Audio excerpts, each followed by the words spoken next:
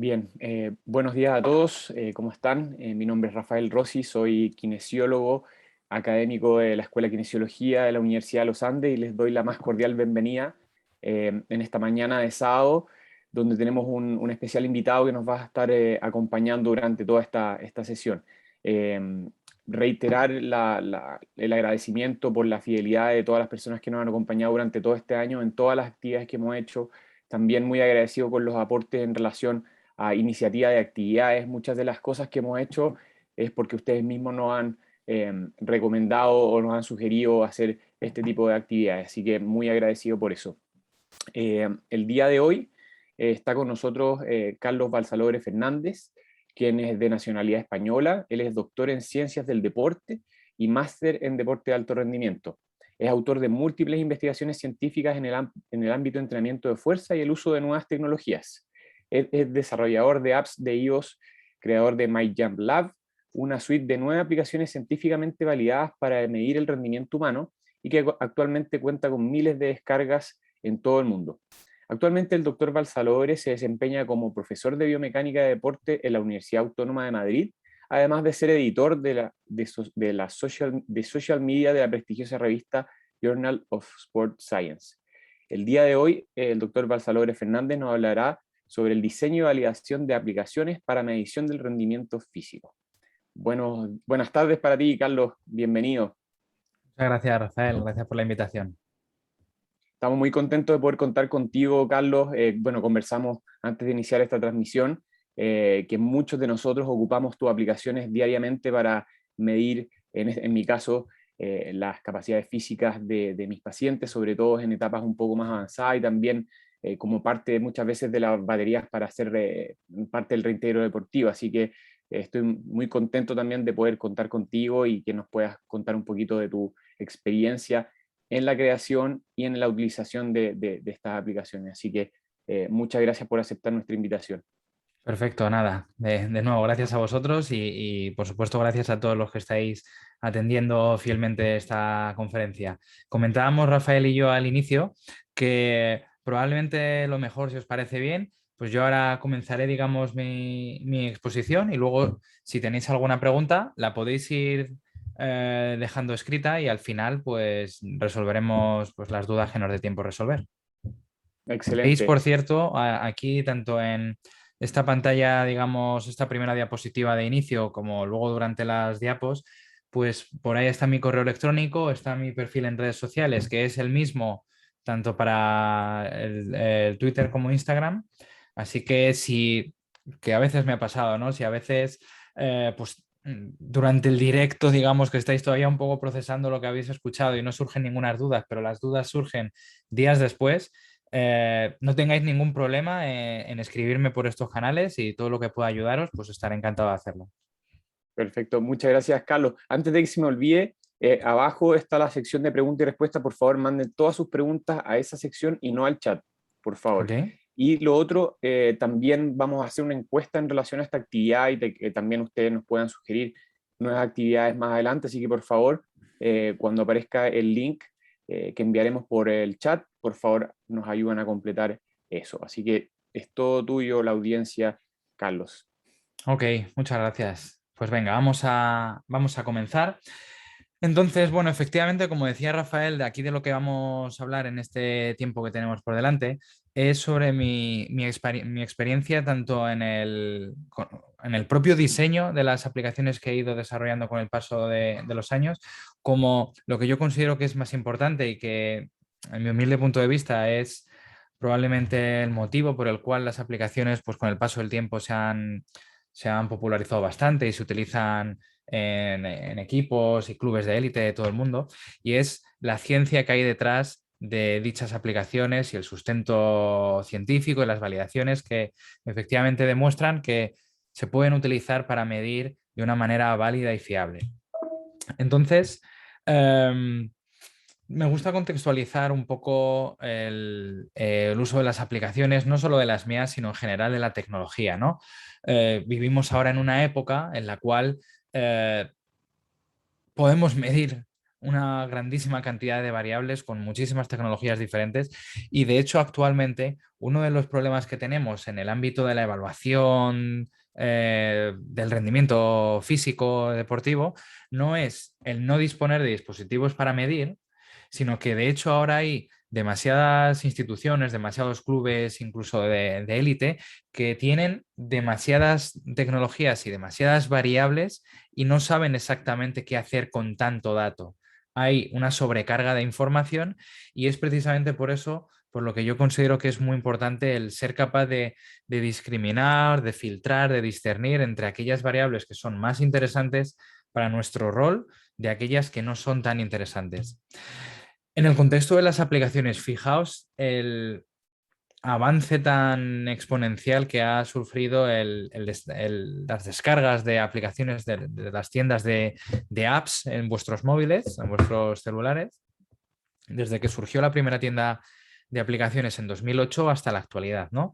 Fijaos que actualmente, bueno, esta gráfica llega a 2020, en 2021 no está actualizado todavía, pero fijaos que en 2020 ya había 218 billones con B de aplicaciones descargadas en todo el mundo.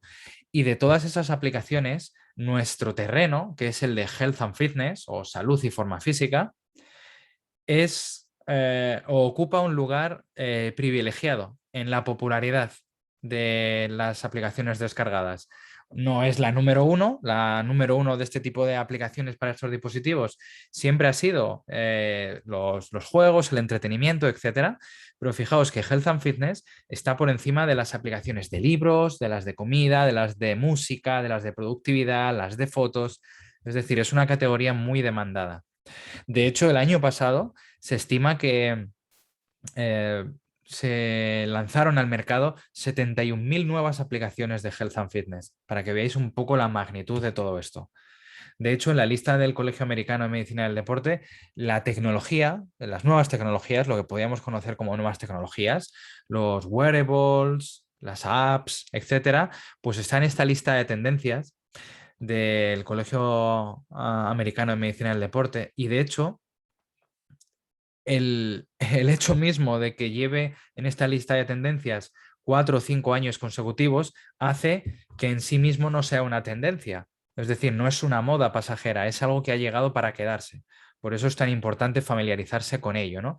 Y aquí es donde entra el juego lo que conocemos como data science o aquella especialidad que se centra exclusivamente en el análisis de los datos. Y hay departamentos de rendimiento sobre todo está más institucionalizado en grandes clubes, de las grandes ligas deportivas del mundo, pero cada vez es un rol que va a ir cobrando más lugar en las secciones de rendimiento de distintas disciplinas, ¿no?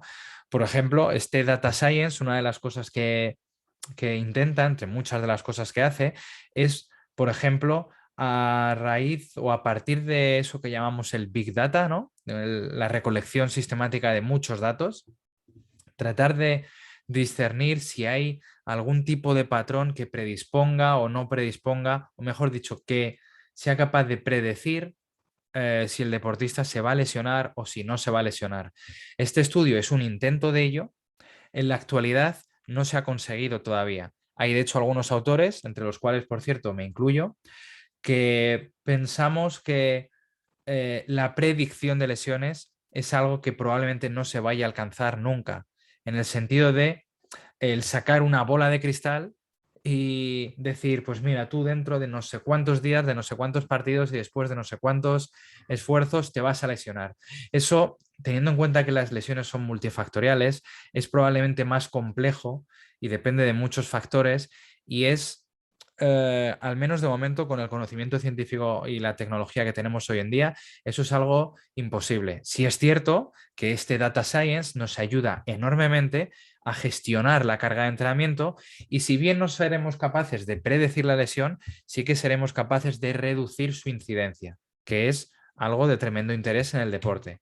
Por ejemplo, sabéis que uno de los dispositivos más utilizados en deporte de equipo para tal fin son los GPS, los dispositivos GPS con acelerómetro, con giroscopio, etcétera, que nos permiten medir muchas variables. Este dispositivo es un dispositivo de hecho español que se llama Wimo, que utilizan grandes equipos como por ejemplo el Fútbol Club Barcelona y es un dispositivo que mide a 1000 hercios, es decir, 1000 datos por segundo, en los tres ejes del espacio, variables, tanto, bueno, tanto el propio GPS, ya sabéis, distancias, velocidades y demás, como aceleraciones, deceleraciones, giros, angulaciones, en fin, un montón de datos, ¿no? El problema muchas veces que encontramos en los staffs deportivos es que hay una falta de comunicación entre los staffs más, digamos, deportivos, lo que sería el entrenador, los asistentes del entrenador, los preparadores, etcétera, y la parte del staff más analítica, más tecnológica, o lo que a veces se llama el data analyst, ¿no? O el data scientist. Y este problema viene dado por una falta de comunicación. Es decir, hablamos lenguajes diferentes los entrenadores y los analistas, precisamente porque el analista lo que ve es un montón de datos, muchísimas variables, informes extremadamente grandes, mientras que el entrenador lo que quiere es información sencilla que pueda transmitirse a los deportistas de manera rápida, de manera ágil y además de manera fácilmente interpretable. Es lo que típicamente se suele denominar como la filosofía del semáforo. El deportista está rojo, no puede entrenar o debería modificarse sustancialmente la carga de entrenamiento. Está ámbar y más o menos nos vamos a replantear las cosas o tomárnoslo con calma, o está verde y por lo tanto el deportista puede entrenar, puede seguir entrenando como se había planificado. Entonces, de esa digamos, conversación entre los distintos miembros del staff debe surgir o debe, digamos, aportar esa figura de el sport scientist o el científico del deporte que idealmente estaríamos en medio de ambos. Es decir, no deberíamos ser puros informáticos o puros ingenieros, tampoco deberíamos ser simplemente entrenadores sin ningún tipo de experiencia científica, sino tratar de estar ahí en medio tendiendo puentes.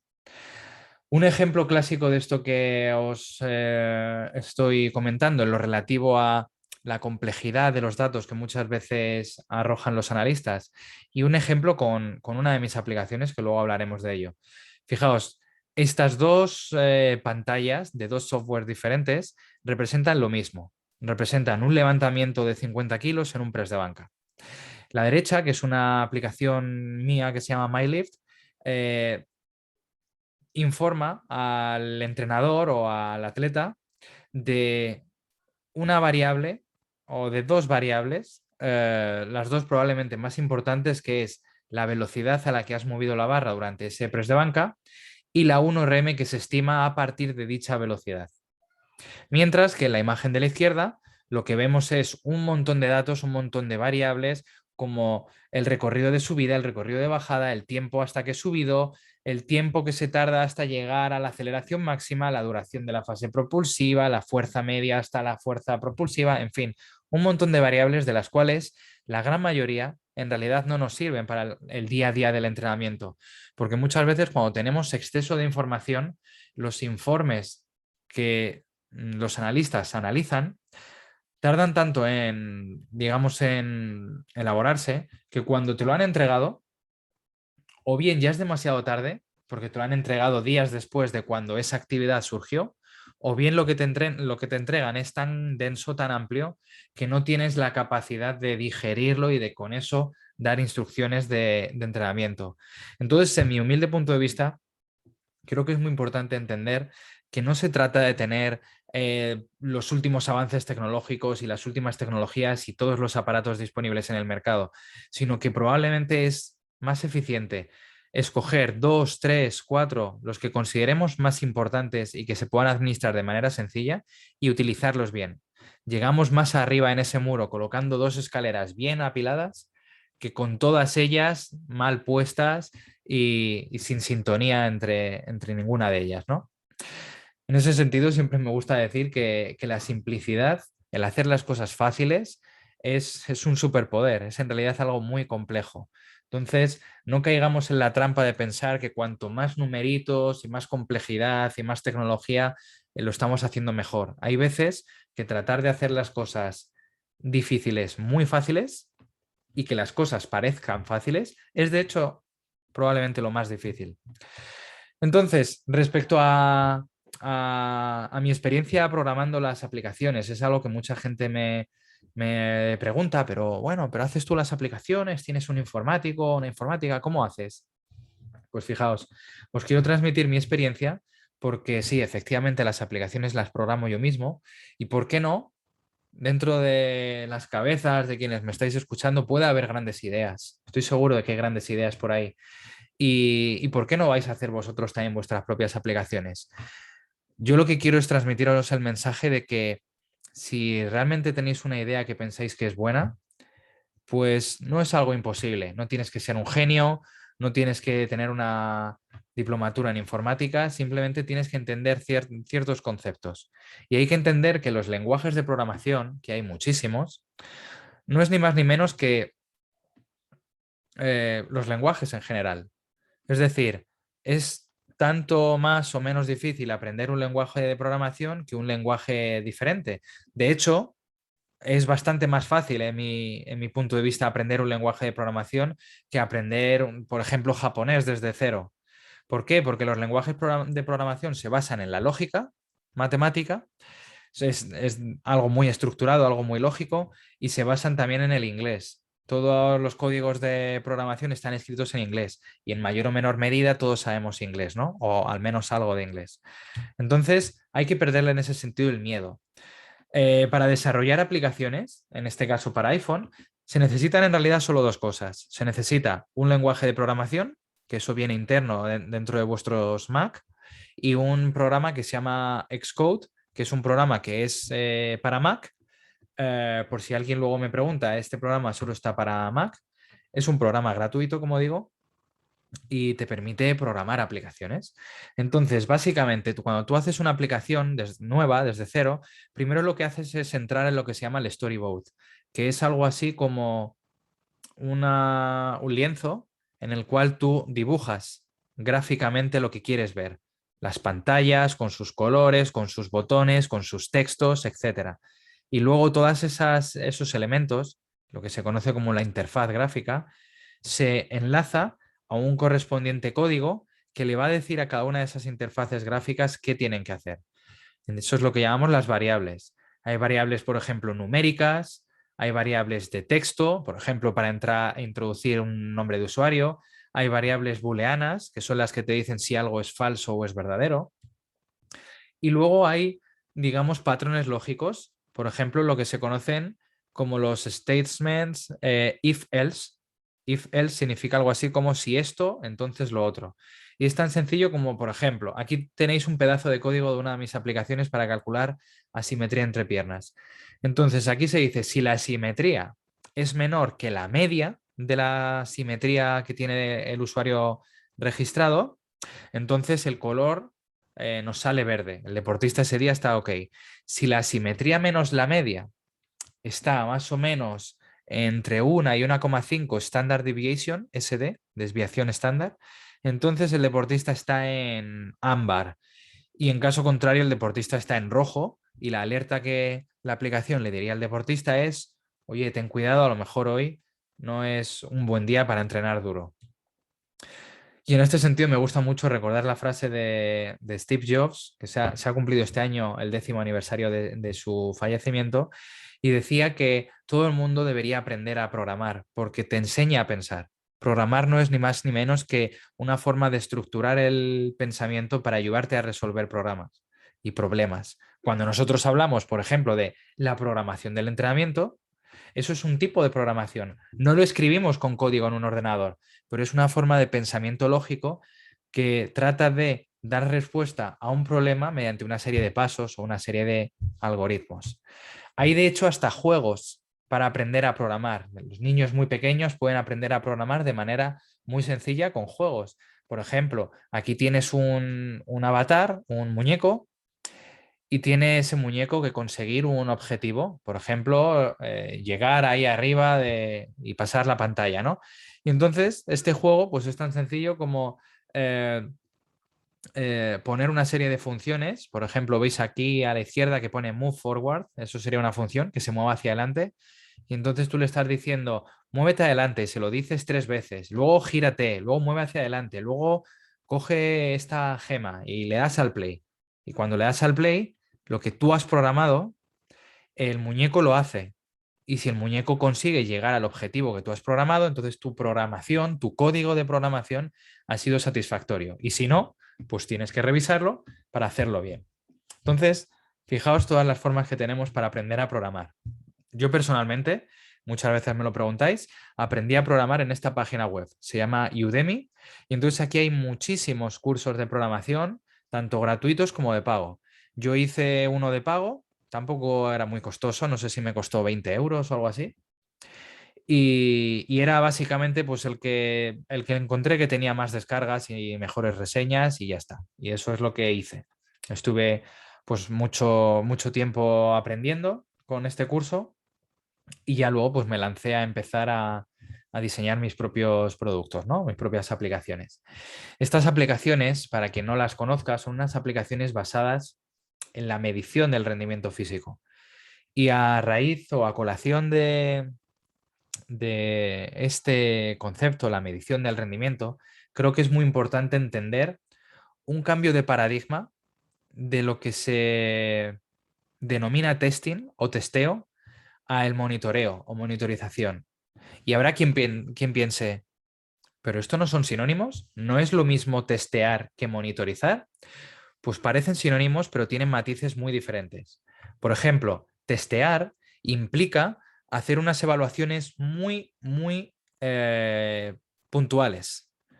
El otro día estuve en un congreso en un equipo de máximo nivel y en su cuerpo médico nos decían que hacían evaluaciones biomecánicas extremadamente complicadas con un montón de biomarcadores y un montón de electromiografías y demás, y se lo hacían al inicio de temporada y luego a mitad de temporada. Ni siquiera lo hacían al final de temporada, es decir, 2 veces al año.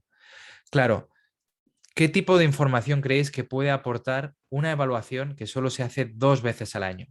Pues te da una información que, bueno, te puede servir como punto de partida, pero el problema es que el rendimiento en sus múltiples facetas obviamente va modificándose a lo largo de la temporada, de tal manera que tiene poco que ver lo que el deportista hace en abril en comparación con lo que hacía en agosto.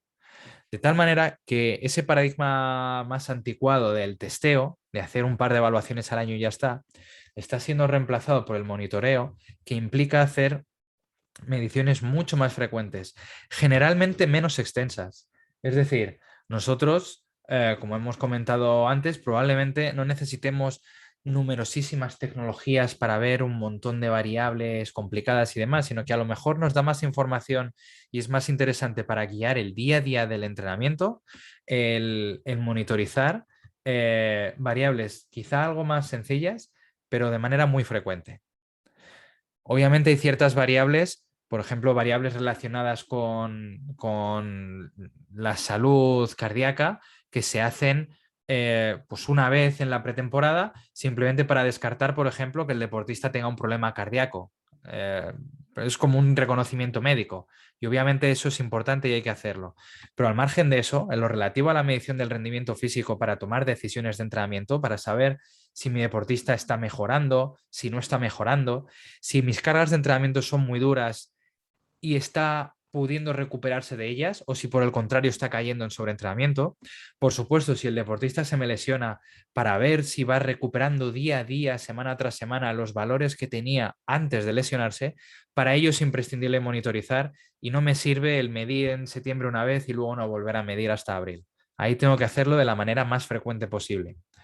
Y para ello existen numerosísimas tecnologías que la gran mayoría de vosotros o todos vosotros conocéis, que se han utilizado desde hace años, que se siguen utilizando y que se seguirán utilizando. Es tecnología, obviamente, de laboratorio y muy útil.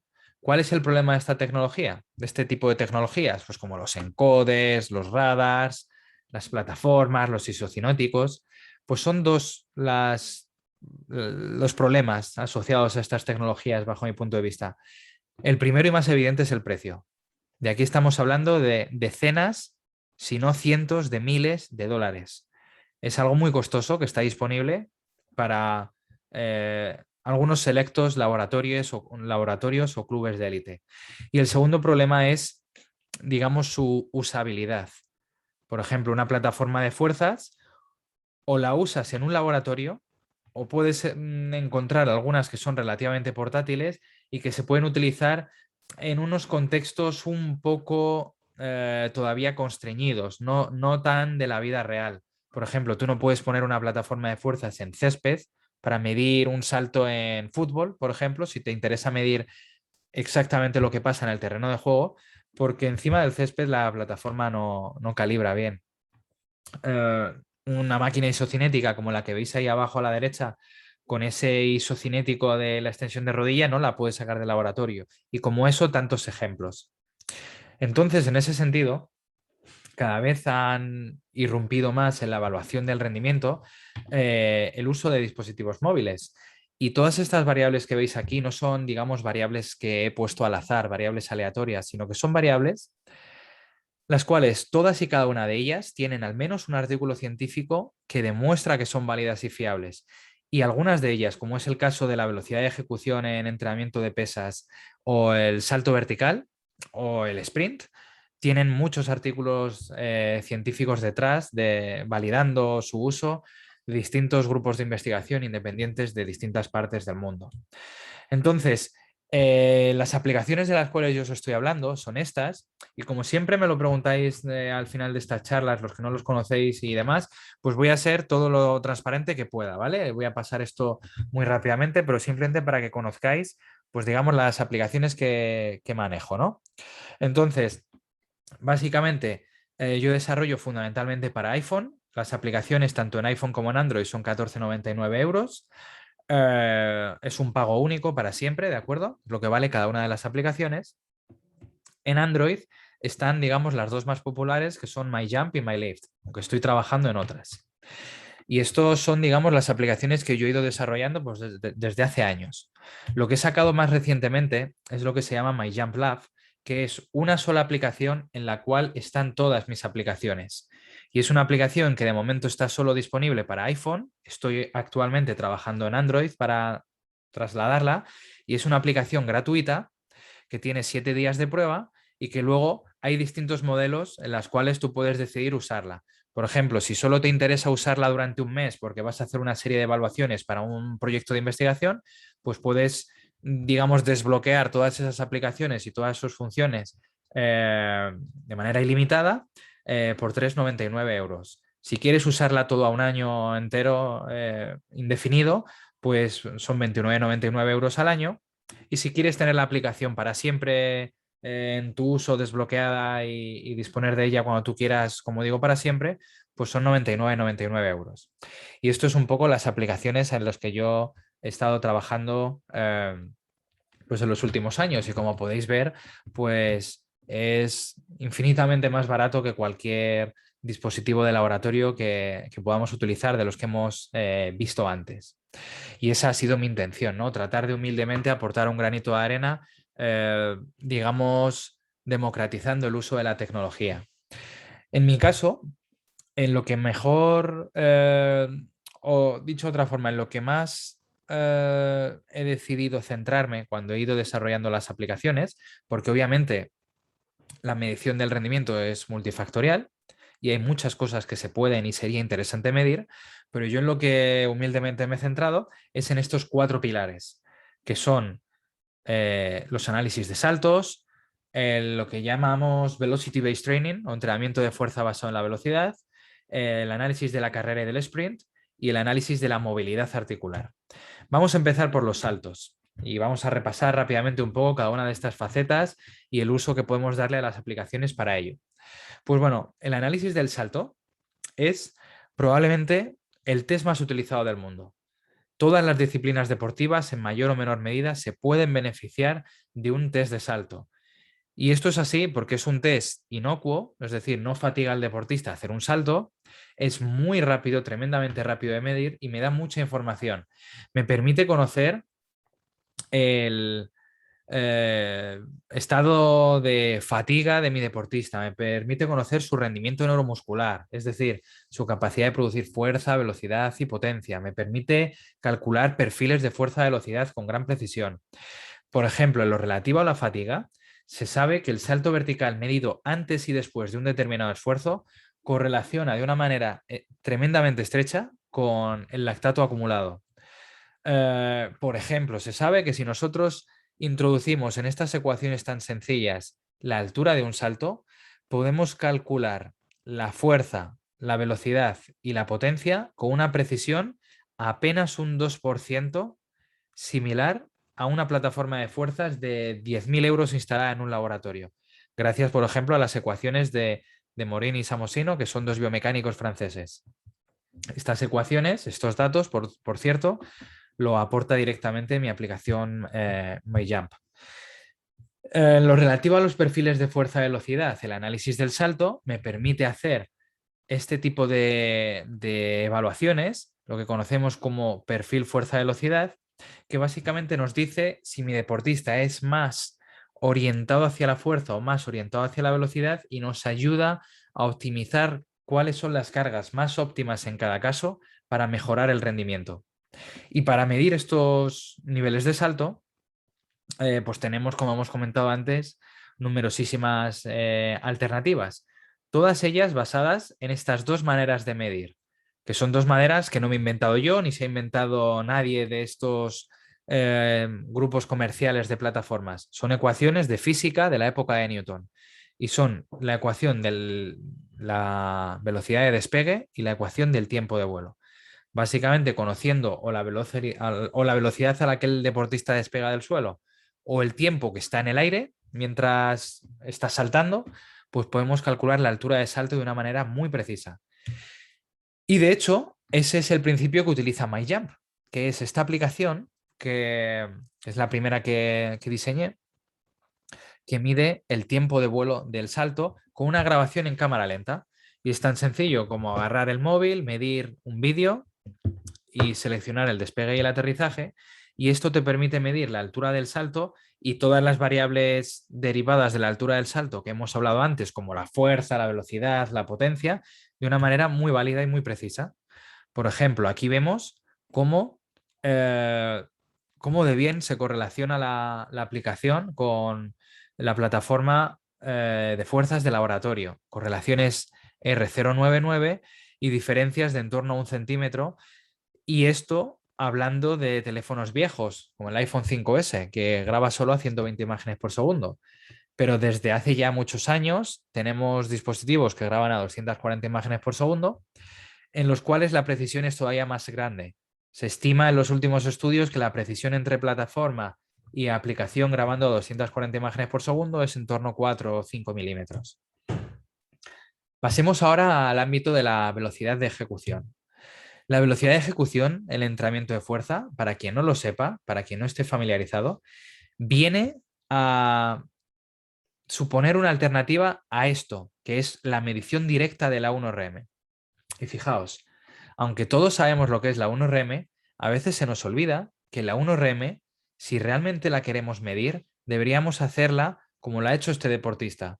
Es decir, deberíamos, si es el caso de que tengamos o queramos medir la 1RM de nuestros deportistas, deberíamos hacerles un esfuerzo tan máximo como ha hecho este deportista aquí. O dicho de otra forma, si cuando yo hago un test directo incremental de 1RM con mi deportista, si yo no consigo que haga un esfuerzo tan límite como ha hecho este deportista, es que realmente no era su 1RM. Y es que poder hacer un esfuerzo tan límite como ha hecho este deportista es muy complicado, tanto desde el punto de vista de físico, que hay que estar muy preparado físicamente para ello, como desde el punto de vista psicológico. Hay que estar mentalmente muy metido para saber sufrir tanto tiempo debajo de la barra y empujar y seguir empujando y seguir empujando sin saber si la barra finalmente va a levantarse o se te va a caer. Entonces esto, como podéis comprender, tiene una serie de problemas importantes. El más evidente de ellos es que esto no es para todo el mundo. No todo el mundo puede hacer un test de 1RM. Pero es que incluso aunque tuviéramos deportistas de máximo nivel, sabemos que la 1RM varía cada día. Esto que veis aquí son valores de 1RM de un deportista a lo largo de un periodo de 4 semanas en el press de banca, entrenando 3 veces por semana. Como veis, la oscilación de los números es muy grande. Hay unos días que apenas está el deportista en 85 kilos de 1RM estimada y hay otros días que pasa a los 110 kilos. ¿Por qué ocurre esto? Pues porque todos los días no se está igual de motivado, no se está igual de fatigado. A lo mejor el día que levantó 85 kilos es porque arrastra unas agujetas tremendas, terribles, y apenas puede sentirse los músculos del dolor que tiene.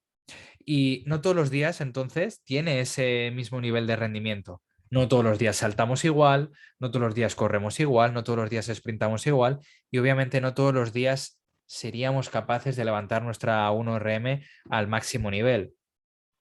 Por eso, cuando nosotros programamos el entrenamiento de fuerza, deberíamos no basarnos en la 1RM que medimos al principio del plan. Eso sería un error. Porque imaginaos, por ejemplo, que nosotros medimos la 1RM aquí al inicio, el primer día, y me sale que la 1RM son 101 kilos. Y ahora yo quiero entrenar al 70% las siguientes 4 semanas. Pues yo tendría que entrenar con 71 kilos, ¿verdad? Todos esos días. Sin embargo, esos 71 kilos, hay unos días que por así decirlo, me pesan más y otros días que me pesan menos. Hay unos días que esos 71 kilos apenas representan un 65% de la 1RM y los mismos kilos, el día que estoy muy cansado, me suponen prácticamente un 85% de mi 1RM. Es decir, cada día varía. Y como alternativa, obviamente, yo no puedo medirme la 1RM antes de entrenar todos los días, porque inevitablemente caería en un sobreesfuerzo, en un sobreentrenamiento que no me dejaría progresar adecuadamente en mi evolución deportiva. Entonces, como alternativa, en la literatura científica ha surgido de manera, digamos, mm, abundante y rotunda esta metodología que se llama perfil carga-velocidad, que básicamente, digamos, se fundamenta en la relación tan estrecha que hay entre la carga, es decir, los porcentajes de 1RM que el deportista levanta y la velocidad a la que los levanta. De tal manera que cuando dos variables están tan grandísimamente correlacionadas, tú puedes estimar una variable midiendo la otra variable. Es decir, no nos hace falta hacer el test de 1RM de manera directa, nunca más, porque podemos estimarlo con un margen de error pequeño simplemente midiendo la velocidad a la que el deportista levanta la barra. Por ejemplo, a efectos prácticos, ¿cómo se hace esto? Pues hacemos un test incremental en el cual medimos la velocidad de ejecución en cada una de las cargas. Por ejemplo, con 40, 50, 60, 70 kilos. Y mido la velocidad con cada una de esas cargas. Y eso me elabora una estimación. Y luego, en el día a día del entrenamiento, de hecho, ni siquiera me hace falta hacer 4 cargas. Como ya tengo un perfil de fuerza-velocidad diseñado, medido para mi deportista, yo puedo solo medir una carga y en función de si esa misma carga, siempre la misma, por ejemplo, aquí os he puesto 45 kilos, si la mueve más rápido de lo normal, por ejemplo, aquí a 0,67, pues ese día su 1RM son 90 kilos. Imaginaos que 2 días después la misma carga la mueve un poquito más despacio.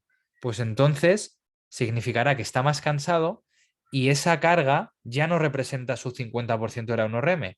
Ahora representa un 60. Entonces su 1RM ya no son 90 kilos, son menos kilos. Y es una forma de ajustar la carga de entrenamiento de la manera del entrenamiento de fuerza, me refiero, de la manera más óptima posible, según en los últimos años se ha ido demostrando y confirmando y reconfirmando la evidencia científica. Y aquí es donde entra MyLift, que es una aplicación que utiliza el mismo principio de grabación de vídeo, me permite seleccionar de manera manual el inicio y el final de ese levantamiento.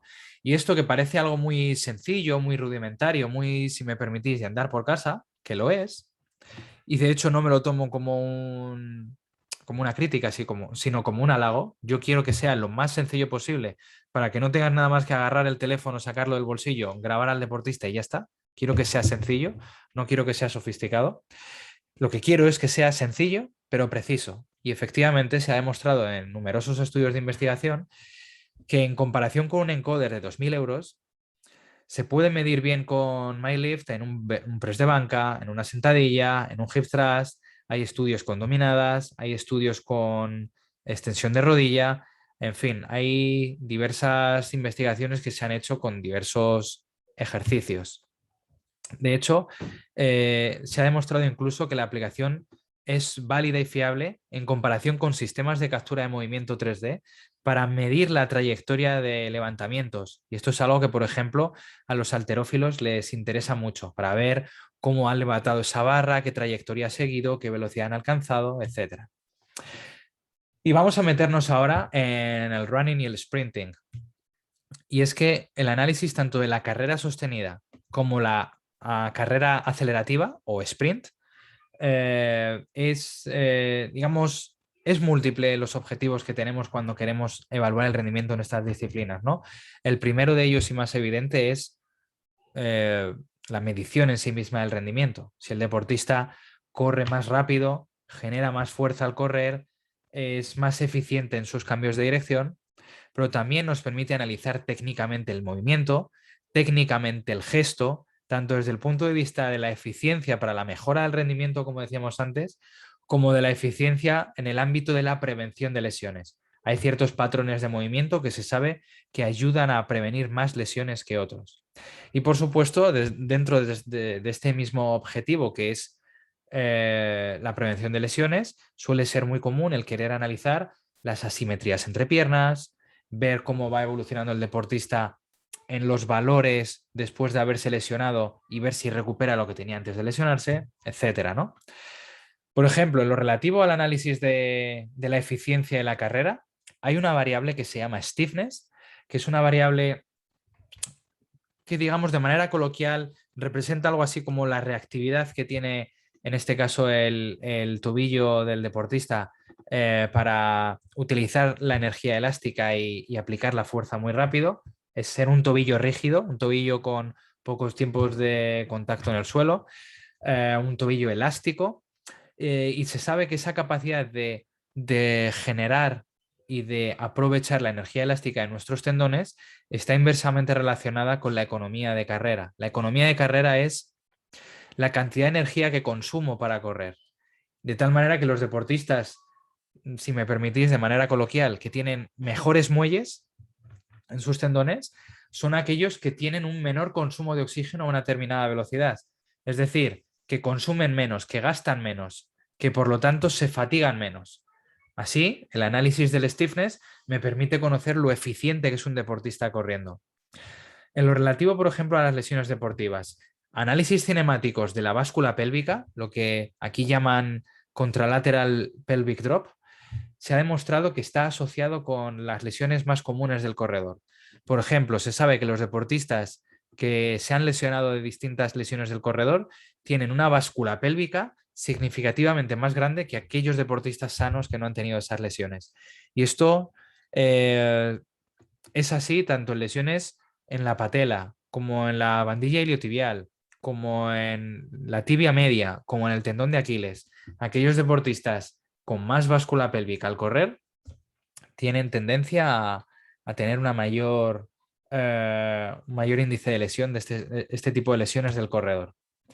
Y para medir estas cosas, pues utilizamos, o sea, se utiliza en la literatura dispositivos gold standard, como pueden ser las plataformas de fuerzas, los sistemas de captura de movimiento, pistolas radar, etcétera.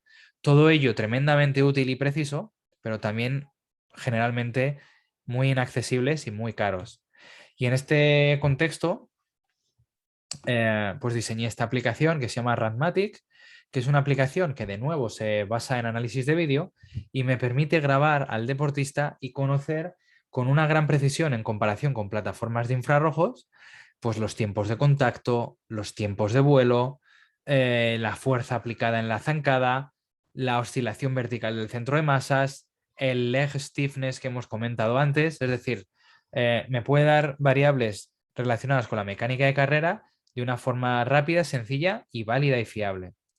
En otro tipo de pruebas, no de carrera sostenida, sino carrera acelerativa o sprints, en este caso sprints con cambio de dirección, también se ha demostrado que se puede medir por ejemplo, test como un 5+5 o un 505 o un Illinois, en comparación con plataformas, perdón, con células fotoeléctricas.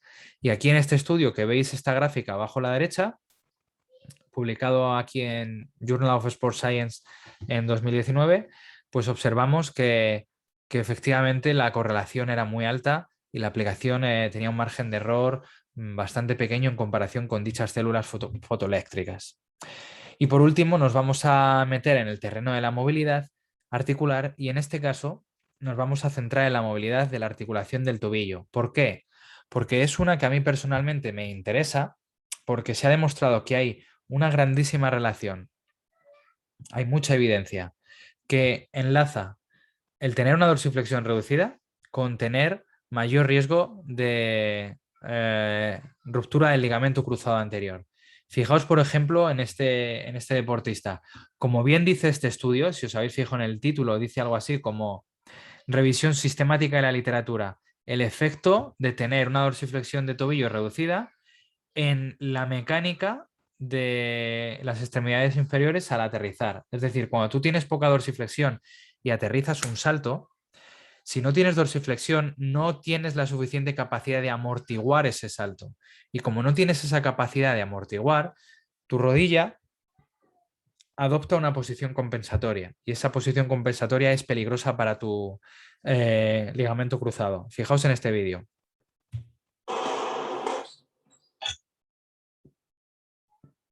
¿Veis? El deportista no es capaz de amortiguar, la rodilla le compensa a valgo y se rompe el ligamento cruzado anterior.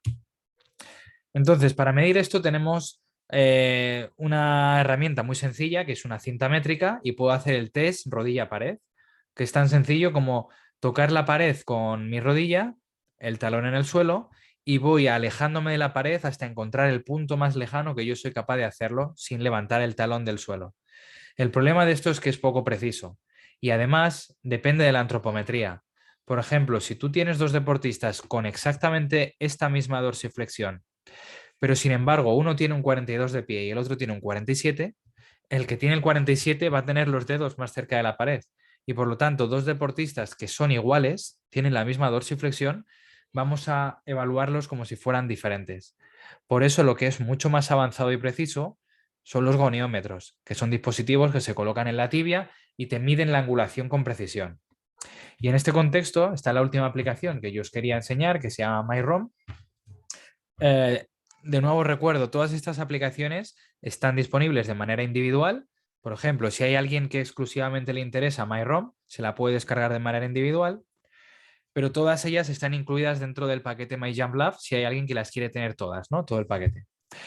Entonces, esta aplicación se comparó con un goniómetro profesional y se demostró que había una diferencia muy pequeña de apenas medio grado y una correlación muy alta. Por ejemplo, pusimos a los deportistas a hacer este test, tú le das a iniciar, hay una cuenta atrás de 5 segundos y al finalizar esa cuenta atrás te pide que cambies de pierna, te mide primero con la izquierda, luego te mide con la derecha y al terminar la evaluación sale el resultado, los datos de angulación de pierna izquierda, de pierna derecha y la asimetría de piernas. Y por último, ya para terminar, me gusta acabar un poco con contextualizando de dónde venimos y hacia dónde vamos, ¿no? Así es como medíamos el rendimiento hace no tantos años. Y sin embargo, hoy en día muchas cosas podemos medirlas sencillamente con un teléfono. Por ejemplo, yo en 2012, cuando hice el estudio de mi tesis doctoral, pues tenía un montón de instrumentales que conseguí a duras penas y con muchas complicaciones que me dejaran en la universidad. Pues encoders, células fotoeléctricas, plataformas de saltos, ordenadores, cables, etcétera, etcétera. Y todo lo que yo medí en su día, en 2012, lo pudiera haber medido hoy exclusivamente con la aplicación. Obviamente no todo lo que se puede medir en laboratorio se puede hacer con una aplicación, pero sí hay muchas cosas que se puede medir con una aplicación y que son muy útiles para nuestro día a día. Esta es otra aplicación en cuya validación estoy trabajando ahora mismo, que es está en revisión el artículo y está a punto de ser aceptado. Y aquí demostramos que en comparación con análisis de vídeo manuales y demás más exhaustivos, por así decirlo, pues es una aplicación también validada, ¿no? Y aquí lo que hace es una captura de movimientos sin marcadores. Sencillamente apuntas con el móvil al deportista y automáticamente detecta esas articulaciones y te permite hacer cosas como detectar la profundidad en una sentadilla o ver la angulación en un valgo al caer de un test de cajón, por ejemplo, ¿no? Y eso es algo pues, en lo que estamos trabajando ahora mismo. Así que nada, esto ha sido todo por mi parte en cuanto a la charla. Y si queréis, pues ahora comentamos o resolvemos las dudas que hayáis ido escribiendo en el chat, ¿vale? O en la sección de preguntas y respuestas. Muchas gracias, Carlos, por tu excelente presentación. Sin lugar a duda, tremenda herramienta, como dices tú, de fácil uso y en realidad con un costo bastante bajo para lo que implica, por ejemplo, tener una plataforma de fuerza, un encoder, etcétera. Nosotros, por lo menos en el área de kinesiología, la ocupamos, como te comentaba al principio, mucho en evaluación, en seguimiento de pacientes y la verdad con excelentes resultados. Así que muy agradecido por tu presentación y también por entregarnos esta herramienta. A mí la verdad que me llama poderosamente la atención el Mind Mockup, cómo es ¿Mm? capaz de monitorizar y de hacer seguimiento de las articulaciones. Esa es mi primera pregunta, ¿cómo lo Sí, lograste para poder generar esa aplicación que yo personalmente estoy recién aprendiendo a usar? sí, la verdad es que parece un poco magia, ¿verdad? Eso es algo, el mérito en ese sentido no es mío, eso es de la propia tecnología que hay integrada en los nuevos sistemas operativos y en estos teléfonos móviles, ¿no? Es una tecnología, lo que se llama markerless, sin marcadores, ¿no? Markerless motion capture, y es algo que es posible gracias a los avances en inteligencia artificial, que aunque parece que esto lo utilizamos fundamentalmente pues para las redes sociales, el WhatsApp, llamar, etcétera, etcétera, pues tiene unos procesadores cada vez más avanzados, ¿no? Y entonces esa inteligencia artificial permite, digamos, detectar cuándo tiene delante a un ser humano y conocer dónde están sus articulaciones. Por ejemplo, las típicas aplicaciones de foto, cuando tú vas a hacer una foto y ves que automáticamente te pone un recuadro en la cara para saber dónde está la cara, eso es inteligencia artificial.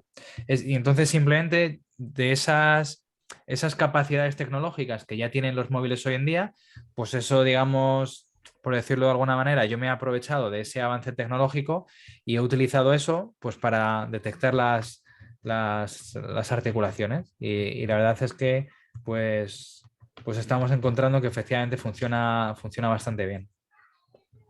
Excelente. Oye, vamos a pasar ahora a las preguntas de la audiencia. Vale, voy a abrir. Invito a todos que también puedan hacer sus preguntas a Carlos. Aprovechemos este tiempo para hacer algunas preguntas. Mira, Andrés, que es un colega que también utiliza mucho las tecnologías, nos pregunta, ¿el MyLift se podría utilizar, perdón, el MyLift se podría para realizar el análisis de la velocidad en una máquina de fuerza gravitatoria como es una polea? Por ejemplo, realizar ejercicios de rotación medial de hombro y encontrar el perfil fuerza-velocidad midiendo el desplazamiento de las placas. A ver, técnicamente se podría medir. Por ejemplo, yo tengo un estudio que se demuestra que efectivamente tú mides las placas en una máquina, en este caso no era gravitacional, simplemente una clásica leg extension, y en vez de medir al deportista haciendo el gesto a sus miembros inferiores, tú mides las placas, el movimiento ascendente vertical, y efectivamente se ha demostrado que se puede medir la velocidad. Ahora, en una máquina, digamos, eh, gravitatoria, no sé, supongo que te referirás a una de estas máquinas yo-yo para trabajo excéntrico y demás, la cosa se complica porque no porque no se pueda medir, tú si quisieras podrías hacer lo mismo, grabar en vídeo y seleccionar inicio y final, pero en ese tipo de esfuerzos excéntricos te interesa tanto la fase de subida como sobre todo la fase de bajada. Y ahí cuando la tecnología que se utiliza para medir eso son encoders rotatorios que lo que miden no es la velocidad lineal, sino la velocidad angular. Entonces es algo un poco más complejo. Por lo tanto, La pregunta, o sea, la respuesta sería sí, puedes utilizarlo y puedes ver qué tal de correlación hay entre el incremento de la carga y el aumento o disminución de la velocidad, pero lo más preciso para medir en este tipo de dispositivos inerciales que son rotacionales, pues sería otro tipo de tecnologías. Excelente, muchas gracias por la respuesta. También nos pregunta Andrés, dice, algunos encoder por medio de la aplicación te permiten saber cuándo el deportista ya está fatigado o no se encuentra en el porcentaje de potencia en el que queremos trabajar, Mm. por lo que la cantidad de repeticiones de una serie se realiza de forma variable según la velocidad de ejecución. ¿Alguna de tus aplicaciones se puede utilizar para desarrollar este tipo de feedback? Mira, MyLift tiene un test que es lo que se llama análisis de fatiga. Y entonces ese test lo que te permite es grabar una serie y luego mides la velocidad de la primera y la última repetición de la serie y así puedes chequear qué porcentaje de pérdida de velocidad ha habido dentro de esa serie y si se adecua al objetivo que tú previamente habías prefijado. Claro, como esta aplicación es una aplicación basada en análisis de vídeo, el problema que tiene, y eso es una limitación reconocida de la aplicación, y es que, claro, es un análisis a posteriori. Entonces, si por lo que tú me estás preguntando, lo que a ti te interesa es medir en tiempo real, es decir, durante la ejecución del levantamiento, conocer en qué punto has perdido, no sé, un 10% de velocidad, eso no puedes hacerlo en directo con la aplicación, lo puedes hacer a posteriori. Lo que puedes hacer con la aplicación es comprobar si el número de series que tú, y sobre todo de repeticiones dentro de la serie que tú habías prefijado, se acerca o no al porcentaje de pérdida de velocidad deseado. Por ejemplo, imagínate que tú planeas en una serie hacer 8 repeticiones y después grabas y analizas la pérdida de velocidad y ves que has perdido un 30%.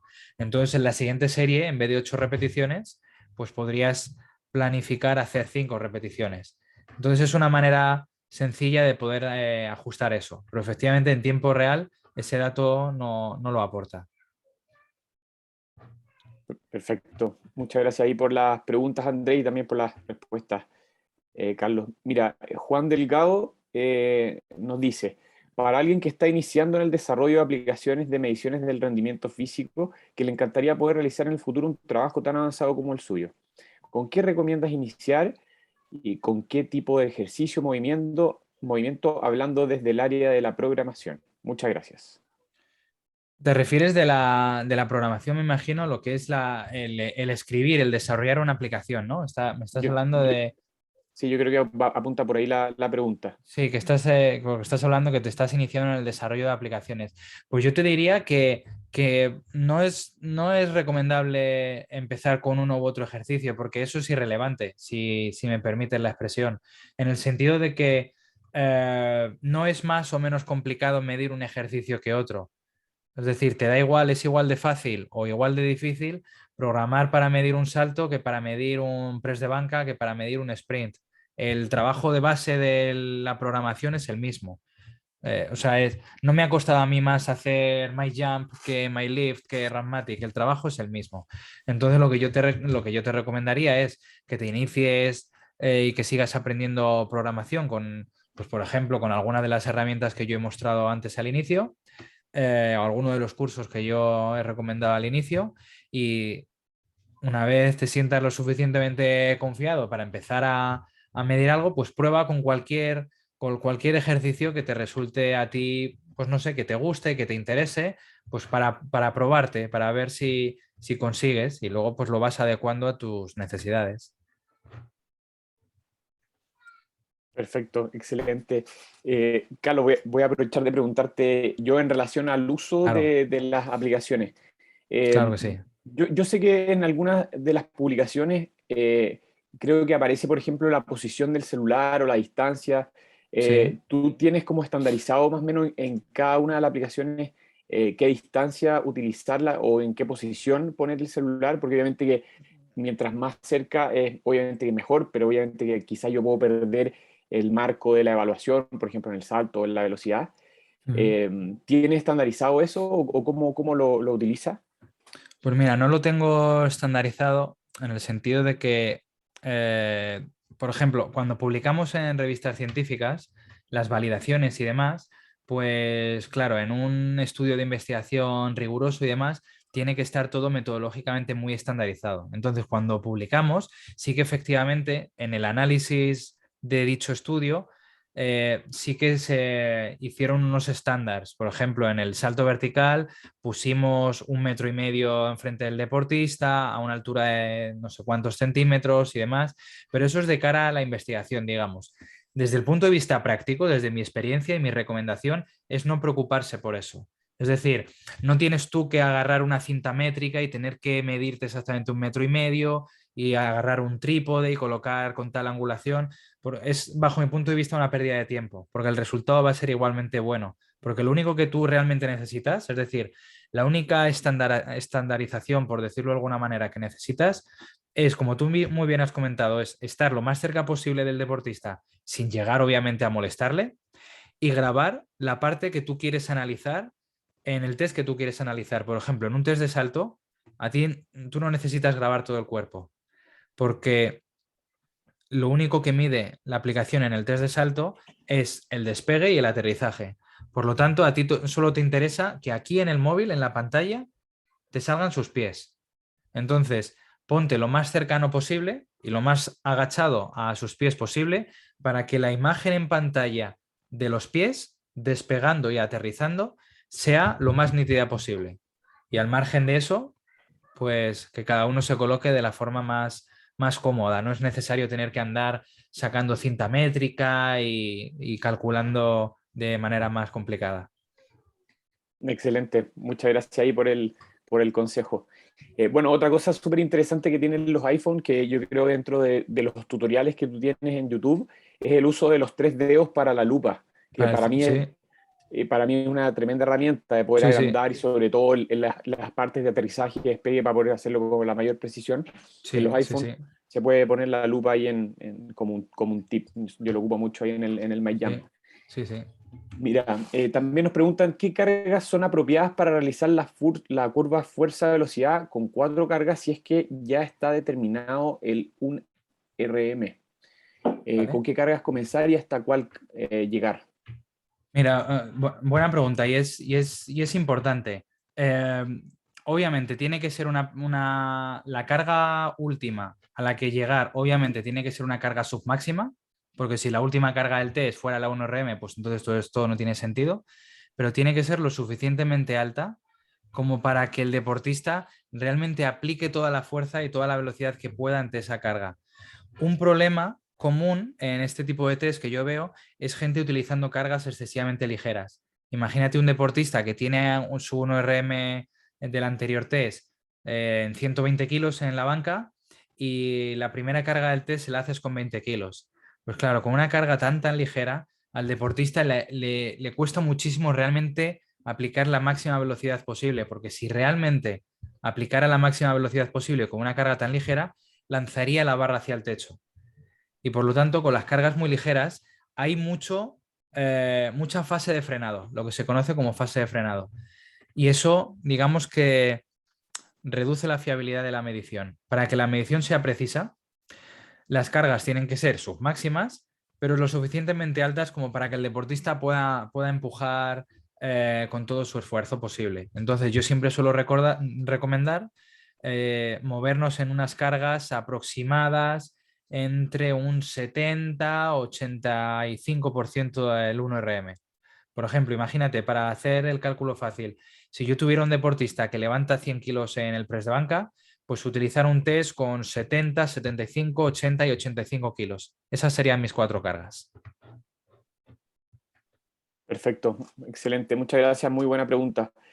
Mira, Crian nos dice, doctor Carlos, buen día. En un test de Illinois, ¿podría usar la app para definir velocidad y estimar aceleración y desaceleración del atleta? Vale, esta es una pregunta compleja.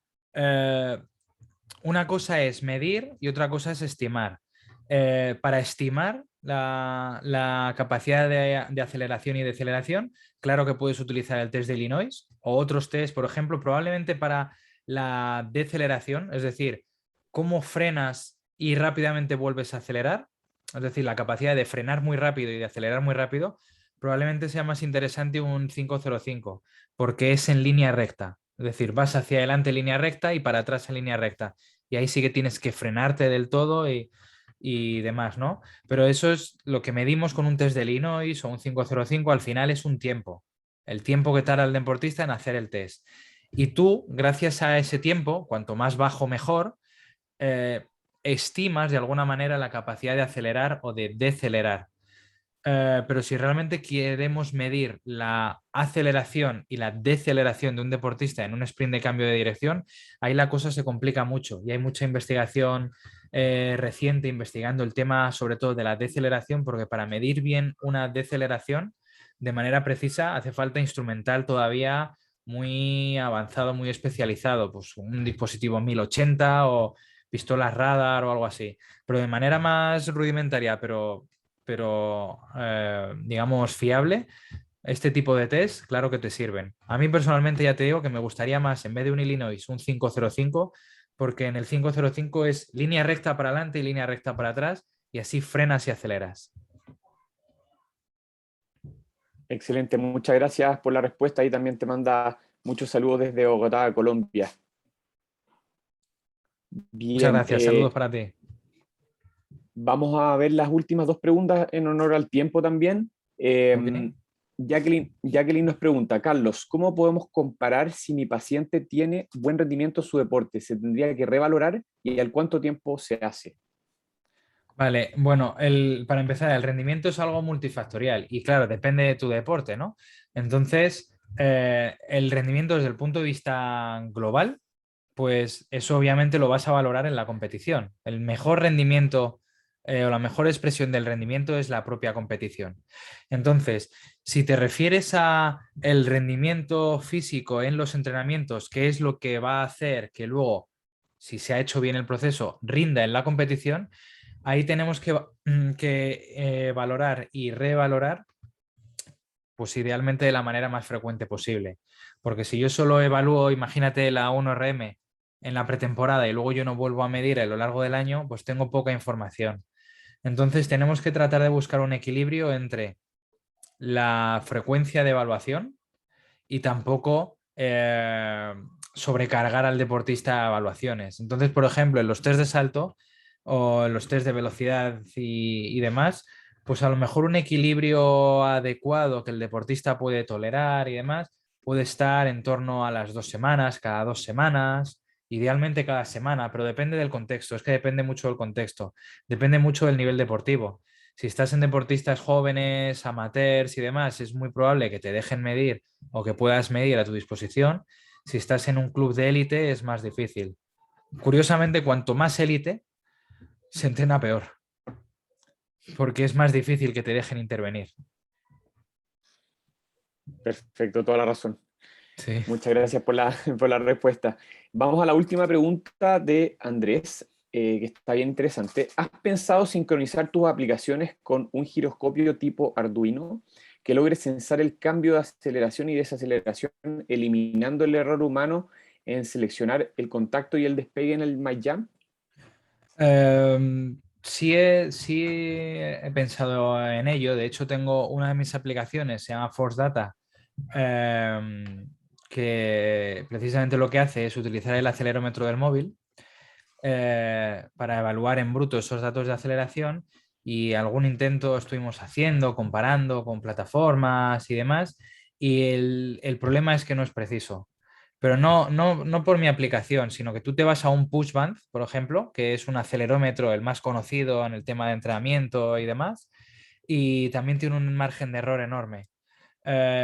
Claro, técnicamente yo podría hacerlo, igual que el push band mide el salto mediante el acelerómetro, pero yo no quiero sacrificar la precisión por tener el dato con el acelerómetro. Un push band, por ejemplo, en comparación con una plataforma, a lo mejor te falla 4 o 5 centímetros.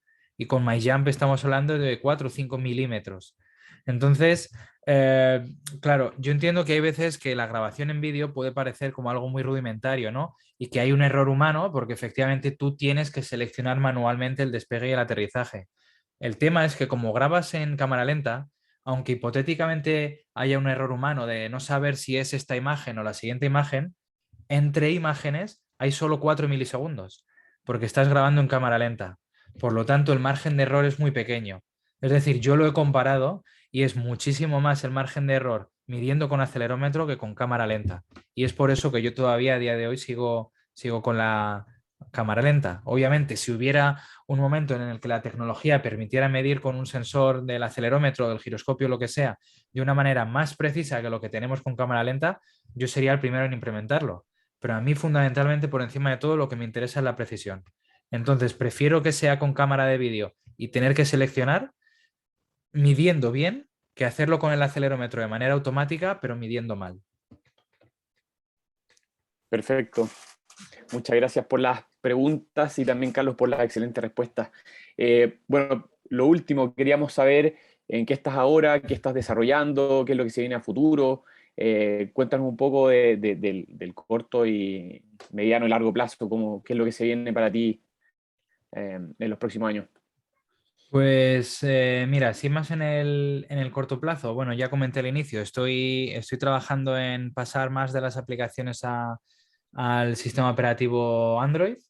Más a largo plazo, lo que me gustaría meterme más es con todo lo relacionado con la realidad aumentada. Y yo creo que hay ahí un campo enorme y que a mí me parece súper interesante. La realidad aumentada, para el que no lo sepa, es, digamos, poner capas digitales sobre la realidad a través de sensores de vídeo. Por ejemplo, el apuntar con la cámara al deportista y tú ver aquí en tu cámara cómo el deportista, pues eso, tiene marcadores en el cuerpo virtuales, ¿no? Eso se llama realidad aumentada. Dentro de no muchos años, 2, 3 años, probablemente incluso antes, se estima que compañías como Apple y demás saquen gafas de realidad aumentada que te permitan pues, ver cosas. Imagínate que tú llevas puestas unas gafas y vas conduciendo y en las gafas te aparecen las direcciones del GPS para ir a donde quieras ir, ¿no? O te salta una notificación. Pues eso, aplicado al análisis del rendimiento, sería algo espectacular. Imagínate tener tú unas gafas y mirar al deportista y en tiempo real tú ver el valor de potencia o de salto, de velocidad, del sprint. Eso sería algo que yo personalmente me gustaría mucho meterme con ello. Algo he hecho con la aplicación del MyMockup, ese es un inicio de realidad aumentada. Y bueno, pues estoy ahí viendo a ver cómo va evolucionando y qué nuevos dispositivos van saliendo para tratar de seguir avanzando por ahí. Excelente, no, suena alucinante, Sí. realmente. Así que vamos a ver qué pasa en los próximos años. Súper interesante tu trabajo. Volver a agradecerte nuevamente que hayas aceptado esta invitación. Yo sé que hoy día te ha tocado un día muy recargado de actividades, así que gracias por darte este tiempo de compartir con nosotros. Y nada, seguimos en contacto. Muchas gracias nuevamente a toda la gente que nos acompañó el día de hoy. Un día sábado en la mañana también complejo, más aún considerando que hoy día tenemos un poco más de libertad para poder movernos. Así que nada, Carlos, muy agradecido nuevamente y seguimos en contacto. Vale, claro que sí, Rafael. Gracias a vosotros y un saludo a todos los que nos estáis escuchando desde tan lejos. Sí, ahí te mandan saludos desde México también, bueno, de Colombia. Tenemos Muy bien. colegas de distintos lados de Latinoamérica acompañando hoy día. Así que eh, muchas gracias, Carlos, y que tengas una muy buena tarde. Un Muchas abrazo grande. gracias. Igualmente, un abrazo a todos. Saludos a todos. Un abrazo.